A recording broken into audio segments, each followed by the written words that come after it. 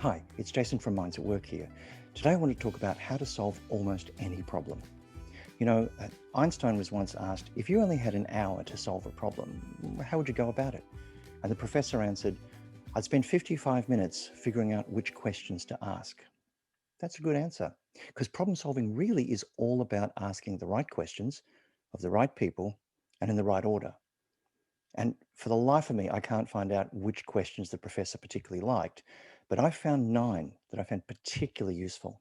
Question 1: is it really a problem? According to the late night infomercials, my life is a hot mess. I mean, nothing about me really is as good as it possibly could be. My hair isn't bouncy and shiny. My shirts aren't sparkly white, neither are my teeth. I'm sure my kitchen has embarrassing fridge smells. Now, of course, these are all sort of non problems, but that's what the commercial world is based on. In my experience, people are not above actually manufacturing problems for commercial or political gain. So before you accept the reality of a problem, before you get all excited about solving it, just push back. Is this actually a problem? Which brings us to question 2. Who says it's a problem? Who's asking me to worry about this problem? Is it someone with a conspiracy? Is it someone with a political agenda? Is it someone with some toothpaste to sell? Which brings us to question 3. Has it already been solved? There's a sort of a narcissism that goes with problems. We think that they are unique and unprecedented, that the universe has created the problem specifically for us. Get over yourself. Someone's already been there, done it, and found a way out. So it's worth asking, has this already been solved? Which brings me to question 4, and this is the one we're really going to dig into. What exactly is the problem? How you frame a problem, the words you use to describe and define it, will actually determine what approach you take to solving it. And if you've not defined this thing correctly, you will go off in completely the wrong direction. So, the first thing we learn in problem definition is to define the thing multiple times. In fact, you define it over and over again until you find a definition that really hits the nail on the head. Definition number 1: I've lost my keys. Number 2: I can't find my keys. Okay, that's different. They've literally disappeared. Maybe they've been stolen. Let's challenge that a little bit. Or what about this? I didn't put them where I usually put them. Does this sound like it might be closer to the truth? So once you've found a definition that's closer to the truth, start with that one. Question 5. Why is it happening? Let's talk about causality, cause and effect. What makes something happen? Well, it's pretty straightforward what happened here. In fact, the headline tells you everything. Cockroach eating competition man choked to death. See, this is an easy one. Cause and effect are so close to each other. There's no way you could miss it. You chug on a bucket of bugs, you will choke on bug bits. It's pretty damn obvious. But here's that arrow that's taking us from cause to effect. This thing made this other thing happen.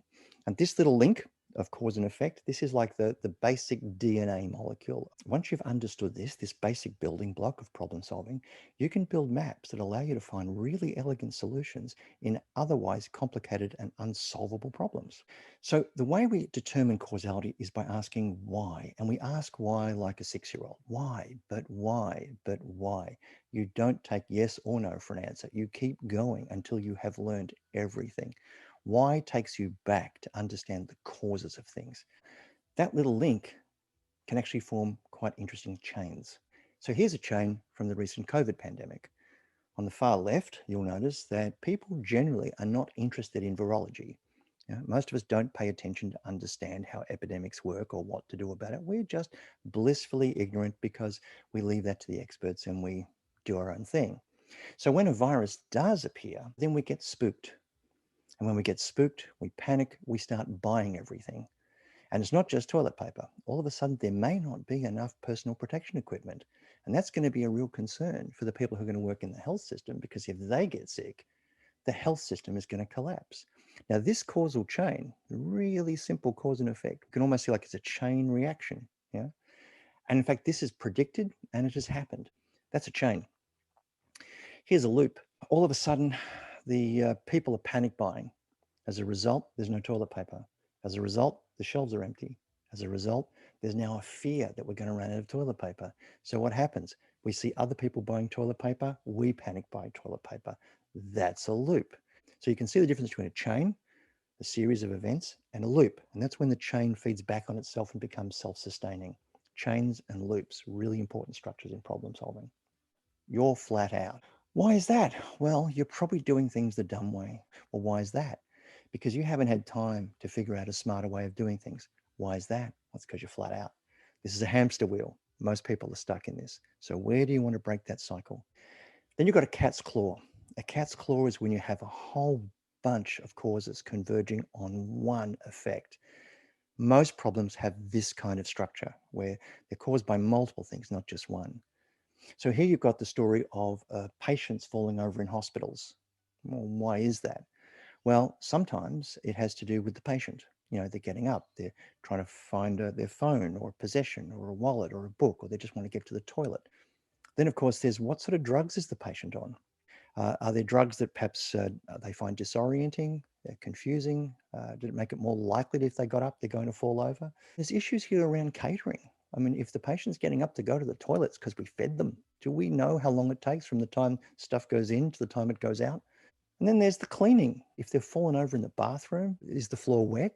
Is it slippery? Everyone has a role to play in this problem. And what I find fascinating about this, ask yourself who's got the greatest influence here? Because it may not be the person with the greatest power. I mean, you could imagine hospital administration has the greatest authority over this situation, but they have no influence over when the patient gets up. Whereas the patient has no authority in the system, they have all the influence. So who needs to be empowered here? The reason why this is called a cat's claw, if you ever try to get a cat off a jumper, you know that unless you remove every single claw, you haven't actually removed the cat. So it's about pulling at each one of these things until you have a total solution. Then you've got ripples. Ripples happen where there's one or two big factors that are like a stone in a pond and they have effects in all directions. Now, this map looks at the uncertainty around alternate energy markets. And all of the uncertainty can be taken right back to two things. Number one, we don't really understand energy. But what's driving that, the biggest thing of all, is energy is already complex. So instead of trying to solve the political problem, instead of trying to regulate the market or change the pricing, if there was a way in which we could help people to understand energy and what their options were, a lot of this problem would go away. So we've met four basic structures: the ripple, the chain, the loop, and the cat's claw. And each one of these has a specific treatment. So the ripple, this is like the triple word score in problem solving, right? You target the ripple first. If it's causing a lot of the problem, if it's the stone in the shoe, if you could remove that, if you affected that thing, you would affect everything else. So I've learned just to go straight to the ripples. Once I've looked at the ripples, I start looking at the chains. Now, with the chain, you want to affect the earliest cause. You want to go back to the earliest thing that you could affect and not beyond. With a loop, well, there is no earliest thing because it's a self-fulfilling mechanism. So you start with the weakest part. Find the part that you could influence. That's where you tackle it. And then, of course, the cat's claw. This is the last thing you'll fix because there's so many things making it happen. And the only way you can remove the cat is one claw at a time. And this is where collaboration becomes important because you will not have the resources or the influence or the credibility to fix all of those things. But if you can find the people who have got those things, you're in with a chance. This is someone I know who doesn't have time to think. What question do I ask? Why? Why haven't you got time to think? Well, I do a lot of things twice, and there's too much to do. And I've got too many distractions, and I waste a lot of time, and I lose time. Why do you have too much to do? Well, I'm under a lot of pressure, and actually, I'm in the wrong job. That's not helping at all. And the thing is, I do a lot of things twice because of poor planning, because I haven't got time to think, because I do a lot of things twice because of poor planning, because I haven't got time to think. You're seeing a loop there? And then I lose time because I don't know how to make the most of little delays because no one's shown me how. What to do, what to do. And I waste time because of poor time management. This person was actually 4 hours late to a time management seminar. What more can I tell you? They waste time, they lose time, and time spends itself. It doesn't matter whether you're having fun or not, it just goes. And also, they have too many distractions because they don't know how to say no. They take on too much for other people because they want to be liked, because they lack the confidence to say, I can't do this. I'm swamped. Give this to someone else. And why the poor time management? Well, their priorities aren't clear. They have no clear goals. They don't know what they want, which might explain why they're in the wrong job. Now, this looks like a mess, and this is what it looks like inside that person's head. Which brings us to question 6.